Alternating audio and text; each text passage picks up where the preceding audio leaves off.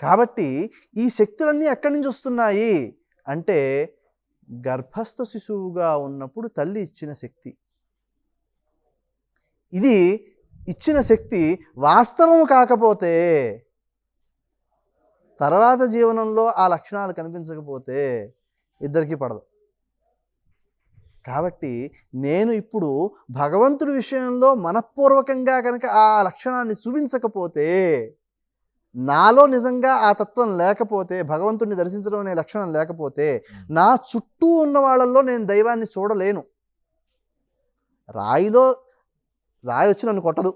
అవును. మట్టొచ్చి నన్ను కొట్టదు. హ్మ్. కానీ నేను అక్కడ దైవాన్ని చూడడానికి ప్రయత్నం చేస్తున్నాను. అక్కడ కూడా నేను ప్రయత్నం చేయలేకపోతే, నన్ను వ్యతిరేకించే లక్షణాలు కలిగి ఉన్న సమాజంలో ఉన్న వ్యక్తుల నుంచి నేనెక్కడ అనుకూలతను సాధించడానికి ప్రయత్నం చేయగలుగుతాను? కాబట్టి అక్కడ ఉన్న దైవాన్ని పూర్తిగా భావనాపూర్వకంగా మనం పూజించడానికి, కావలసిన శక్తి పొందడానికి పూజ ఒక్కటే మార్గము. వేరే మార్గం లేదు.